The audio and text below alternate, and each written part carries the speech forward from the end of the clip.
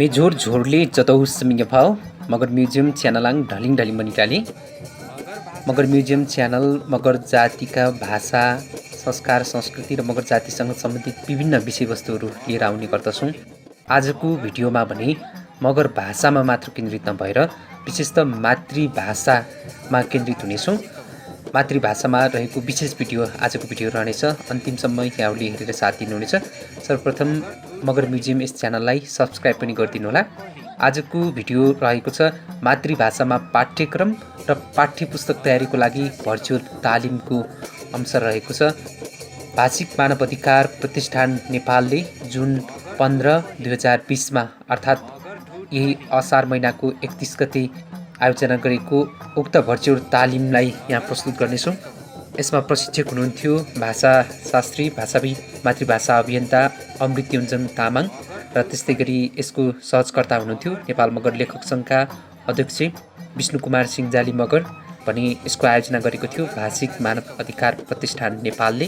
पक्कै पनि भाषा संस्कार संस्कृतिको जगेर्नाको लागि अहिले भनेको मातृभाषामा शिक्षा प्रदान गर्नु आवश्यक छ र यही मातृभाषामा शिक्षा प्रदान गर्दै गर्दाखेरि मातृभाषामा पाठ्यक्रम र पाठ्यपुस्तक तयारी गर्नुपर्ने हुन्छ। त्यसको जिम्मेवारी भनेको स्वयं मातृभाषी विज्ञहरूलाई नै पनि जान्छ र हामी अभियन्ताहरूलाई पनि जाने हुनाले मातृभाषा पाठ्यक्रम र पाठ्यपुस्तक तयारीको लागि भर्चुअल तालिम यो महत्त्वपूर्ण तालिमलाई अन्तिमसम्म हेरेर साथ दिनुहुनेछ भन्ने विश्वास लिएको छु। नमस्कार सम्पूर्णलाई। नमस्कार हजुर नमस्कार जोरले हजुर मलाई सुन्दै हुनुहुन्छ पहिलोचोटि भयो कि आफैलाई कन्फ्युजन भइरहेको छ कतै भएको छ कि छैन। एकदमै आवाज आएको छ क्लियर छ। सबै मातृभाषीहरू छौँ सर, यहाँ हामी सबै मातृभाषीहरू छौँ। यो मातृभाषाको हामी यहाँ चाहिँ नेपालको रैथाने 97वटा भाषाहरूमा हामी कसरी पाठ्यपुस्तक बनाउने भन्ने कुरामा छलफल भयो। आज भाषामा काम गरिदिन सक्नुहुन्छ, त्यसको लागि भाषा भनेको त फेरि जोले गर्दा पनि हुन्छ कि भाषाविदको रूपमा भाषाशास्त्रीहरूको रूपमा उहाँहरू आउन लासो सर काफुल्ला सर नमस्ते सबै सरलाई। नमस्ते झोडले ठ्याफुल्ला सेवा सर नमस्कार झोरले यहाँ सुर्खेती आले पश्चिम चौतरी। नमस्ते छ्याजालो म भीमकुरुङ फुटबलबाट देवप्रबाट। नमस्ते म खड्का पामियाले तनहुँ देवगाड 2 जमनाडाबाट। नजान्नु पनि बडो गाह्रो कुराहरू छ। हाम्रो मोबाइलको नाम मात्रै आएको छ त्यहाँ सेटको आइडेन्टिटी मात्रै। नमस्कार जोरलाई महेन्द्र बहादुर आले पश्चिमबाट। अमृत सर नमस्ते। नमस्ते नमस्ते। स्पिकर हेडफोन छैन थोरै स्लो भयो है मेरो। सर सुरु गरौँ। ल हुन्छ गरौँ। यहाँहरूलाई सबैलाई नमस्कार। अनि झोरले जदौ फ्याफुल्ला अब सेवा के भन्नुपर्छ छ्याजालो अब के भन्नुपर्छ सबैलाई नमस्ते अभिवादन गरे। हामी यो भाषिक मानव अधिकार प्रतिष्ठान नेपालको तर्फबाट हामीले यो मातृभाषाको पाठ्यक्रम के हो र त्यसमा चाहिँ पाठ्यपुस्तकहरू कसरी विकास गर्ने भन्ने कुरामा एउटा सानो यो अन्तर्क्रिया तालिम भनौँ अन्तर्क्रियाको कार्यक्रम राखेका छौँ। हामी चाहिँ आज यो भाषिक मानव अधिकार संस्थाको अध्यक्षज्यू हाम्रो भाषाविद तथा भाषाको अभियन्ता अमृत्युञ्जन तामाङज्यूले आफ्नो प्रस्तुति दिनुहुनेछ। यहाँहरूले चाहिँ प्रस्तुतिमाथि हामी फेरि विमर्श छलफल गर्नेछौँ। हामी पहिलो चरणमा यो मातृभाषाको विषयगत पाठ्यक्रम के छ भन्ने बारेमा कुरा हुनेछ उहाँको। दोस्रोमा उहाँको मातृभाषाको पाठ्यपुस्तक कस्तो हुने भन्ने कुरा उहाँले गर्नुहुनेछ र तेस्रोमा चाहिँ मातृभाषाको लेखन शैली के हो भन्ने कुरामा चाहिँ उहाँले चाहिँ बोल्नुहुनेछ। त्यसपछि दोस्रो चरणमा हामी चाहिँ पाठ्यपुस्तक मसलामाथि अलिकति फिडब्याक गर्नेछौँ अनि पाठ्यपुस्तक लागू गर्ने उपायको पहल कसरी गर्ने भन्ने कुराहरू हुनेछ। र तेस्रो त्यसपछि हामी स्थानीय सरकार र विद्यालयमा समन्वयन सहकारी कसरी गर्ने भन्ने कुराहरू हुनेछ र चरण तेस्रोमा चाहिँ मातृभाषाको माध्यमबाट शिक्षा प्रदान गर्न उपायहरूका बारेमा छलफल हुनेछ।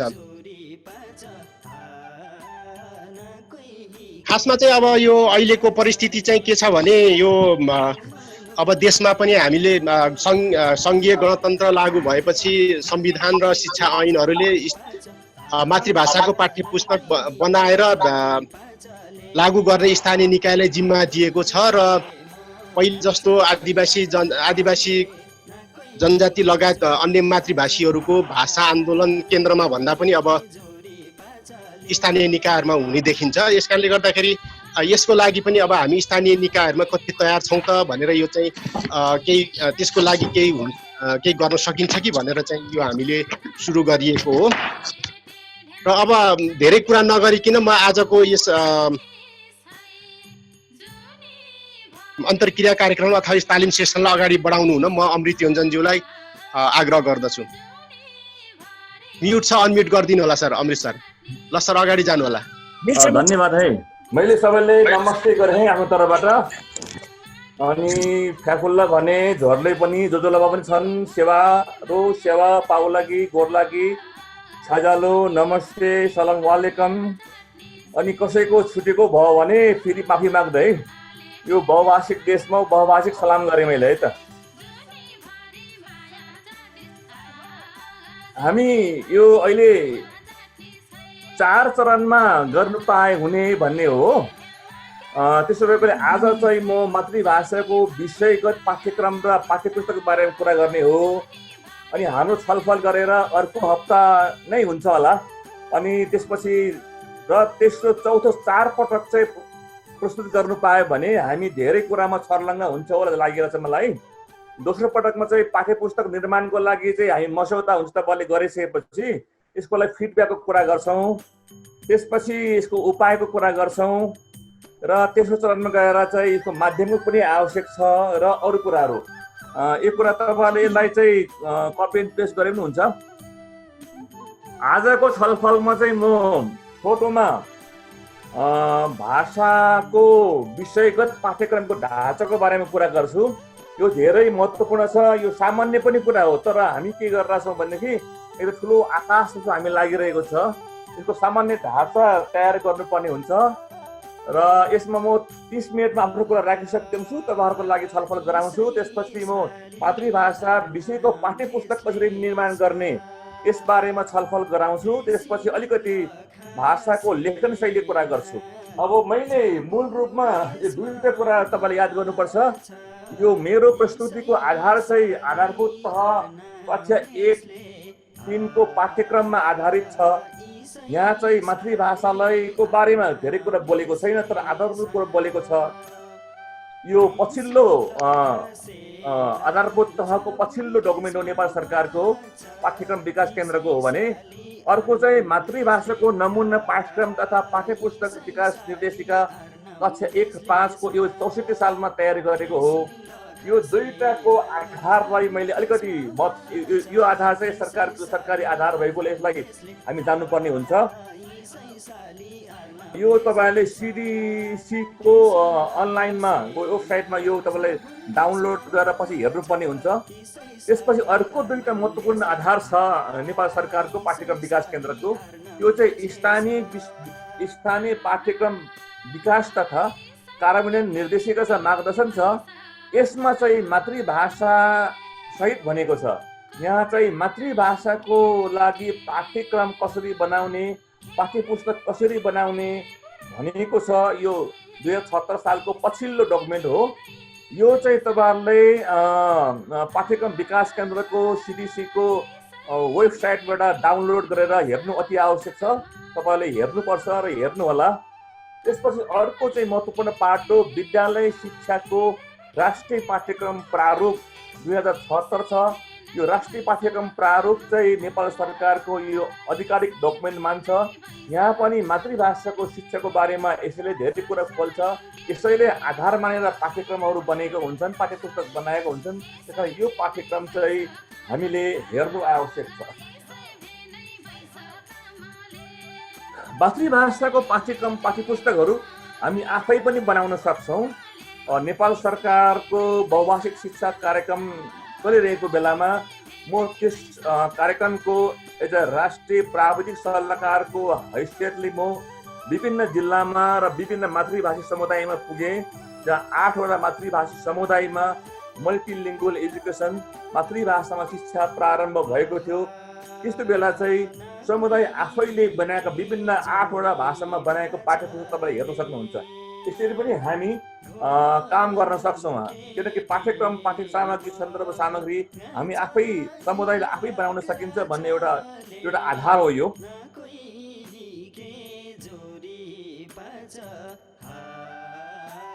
त्यसपछि कपिलवस्तुमा एउटा विद्यालयले चाहिँ त्यहाँको 2-3वटा भाषामा तपाईँले हेर्नुभयो भने विज्ञान भयो, अनि सृजनात्मक कला सामाजिक भयो, त्यसपछि गणितको कुरा अनि मातृभाषाको कुराहरू समुदाय आफैले पाठ्यपुस्तक बनाएर पाठ्यक्रम पाठ्यपुस्तक बनाएर लागू गरेको प्रमाण नेपालमा छ। नेपालमा यस्तो काम भएको पनि छ। अब अहिलेको फेरि नयाँ सन्दर्भमा हामी यसलाई फेरि जोड्दै अगाडि बढ्न पर्छ। मैले किन यो के देखाएर छु भनेदेखि हामी गर्न सक्छौँ है, ऐन कानुनले पनि दिएको छ, हामी यसलाई गर्नुपर्छ र हामी आफै तयार हुनुपर्छ भन्ने सन्दर्भमा मैले जोडेँ। र तपाईँलाई म देखाउँदैछु एउटा यो आजको शिक्षा भन्ने पत्रिका छ, जसले चाहिँ साप्ताहिक पत्रिका, जसले चाहिँ एउटा सूचना सामग्री छापिएको थियो, जहाँ किताब बनाउँदै पढाउँदै शिक्षक भन्ने। र यसरी के देखिन्छ भने हामी आफै शिक्षकहरू आफै पनि पाठ्यपुस्तक बनाउन सकिन्छ। पाठ्यपुस्तक चाहिँलाई बनाएर आफ्नो विद्यालयमा लागू गर्न सकिन्छ भन्ने हो। र बहुभाषिक शिक्षा कार्यक्रममा रहेका 24वटा भएको थियो, त्यहाँ पनि समुदाय भाषिक समुदाय भन्छौँ हामी, विद्यालय परिवारले भाषिक समुदायसँग मिलेर किताब बनाएको उदाहरण छ। यो पछि हामी छलफलमा कुरा गरौँ ल। अब यहाँ तपाईँलाई अलिकति महत्त्वपूर्ण कुरा अहिले नै जोडिराख्नु, यो पछि भन्ने कुरा हो, तर पनि अहिले मैले जोडेँ। नेपालको संविधानको 72को अनुसूची 8मा आधारभूत र माध्यमिक शिक्षा बुँदा नम्बर 8मा चाहिँ के हुन्छ भनेदेखि स्थानीय सरकार आधारभूत तह र माध्यमिक तहको शिक्षा चाहिँ स्थानीय सरकारको हो। यो बुँदा नम्बर 8ले प्रश्न पारेको छ। त्यसैगरी भाषा संस्कृति ललित कलाको संरक्षण र विकास गर्ने काम पनि स्थानीय सरकारको हो भनेर प्रश्न अनुसूची 8मा भनिसकेको हुनाले अब हामी मातृभाषाको प्रयास के हुनु पर्यो भनेदेखि स्थानीय सरकारले के गर्नुपर्छ भने तपाईँलाई यसलाई खिचिराख्नुमा हुन्छ, स्थानीय सरकारले स्थानीय भाषा नीति तयार गर्नुपर्छ। त्यसलाई क्लिक गरे हुन्छ, तपाईँलाई पछि पनि दिन्छु।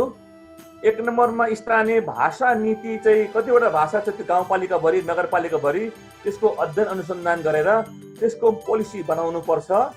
दोस्रो नम्बरमा स्थानीय मातृभाषामा शिक्षा नीति तयार गर्नुपर्छ।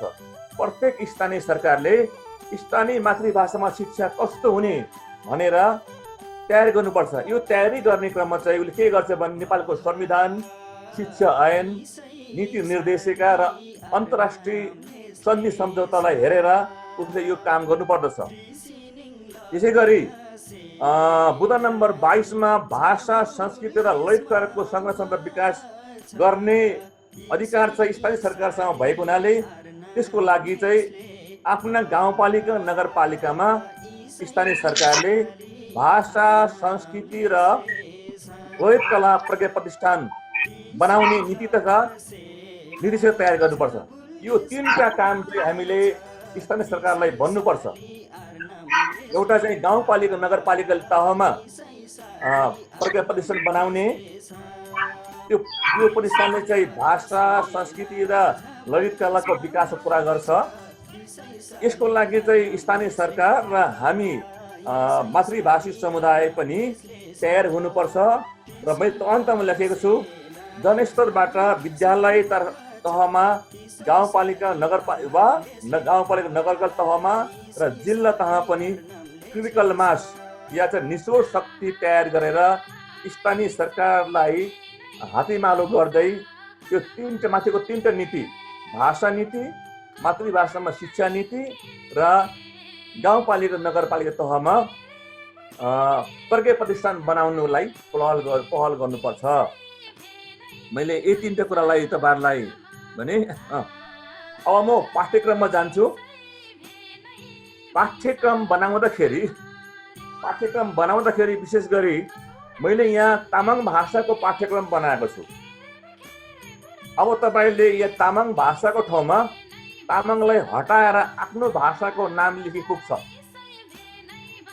तर तल एक ठाउँमा तामाङ भाषाको वर्णन गरेको ठाउँमा त्यसै गरी तपाईहरुको आफ्नो भाषाको वर्णन गर्यो भने पुग्ने गरी मैले यहाँ बनाएको छु। त्यसो भएको हुनाले हामी यसलाई चाहिँ साझा कुराको रूपमा छलफल गर्ने र यसको आधारमा पाठ्य पुस्तक बनाउन सकिन्छ।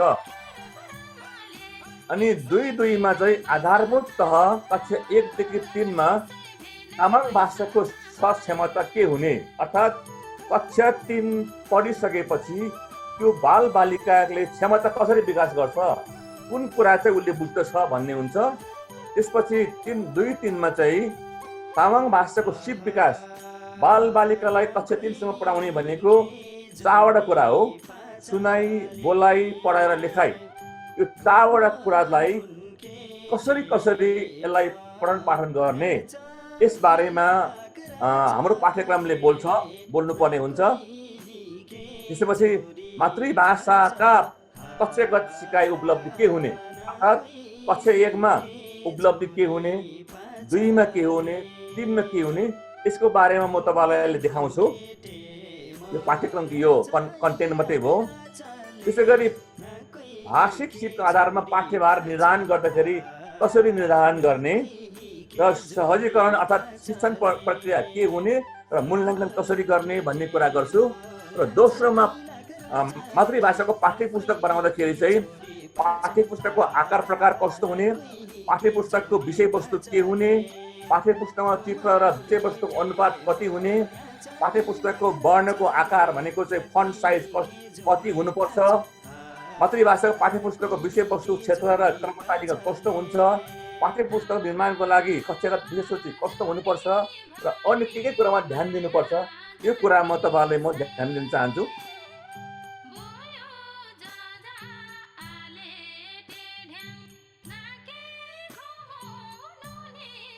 अध्ययन 1 मा आधारभूत तह कक्षा 1 देखि 3 सम्मको तामाङ भाषाको पाठ्यक्रमको बारेमा मैले यहाँ कुरा राखेको छु। यो तपाईहरुलाई सुनाउनु पर्दैन, तपाईहरुलाई म तपाईहरुलाई जसरी पनि यो पीडीएफ फाइल तपाईहरुलाई पठाइदिन्छु। यसमा प्राकथन लेखिएको छ र यसको आधार के हो भनिएको छ। त्यसपछि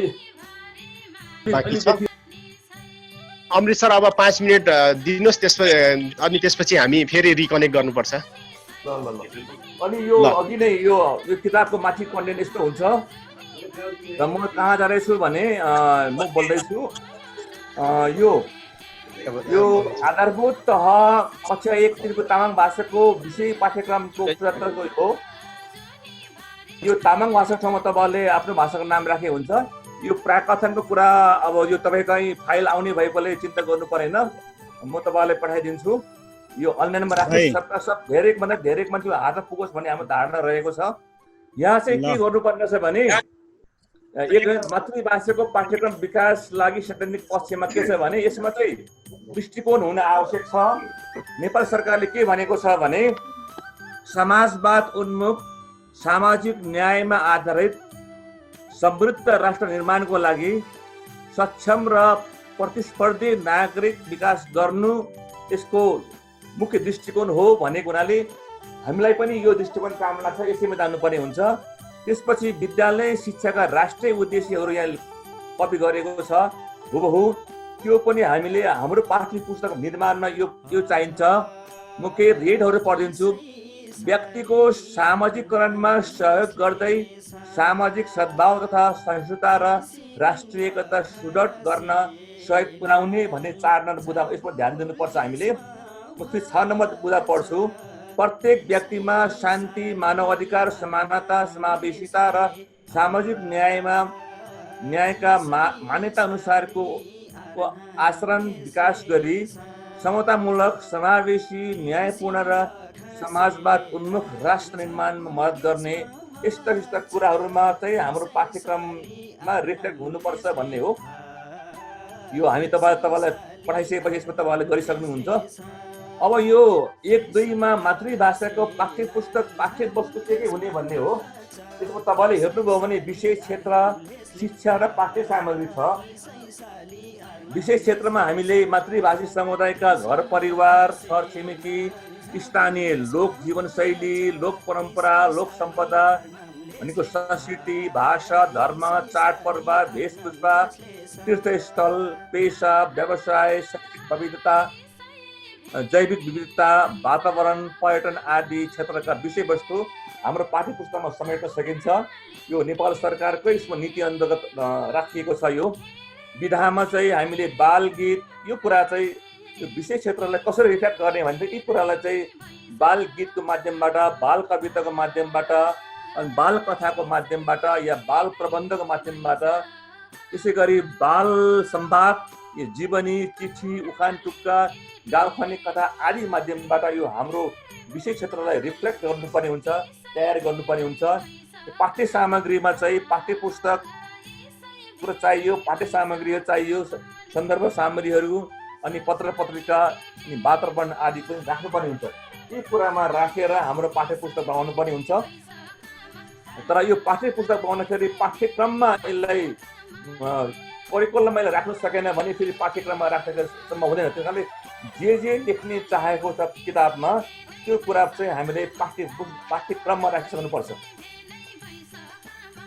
अनि मैले यहाँ तामाङ भाषाको कुरा उठाएको छु। जसरी यहाँ तामाङ भाषा भोटबढी परिवारको भाषा हो, जनगणनामा यो छ, यस्तो छ, यस्तो कुरा मात्र एउटा प्याराग्राफ 2 प्याराग्राफमा तपाईँले आफ्नो भाषाको परिचय दिनुहोस् यहाँ।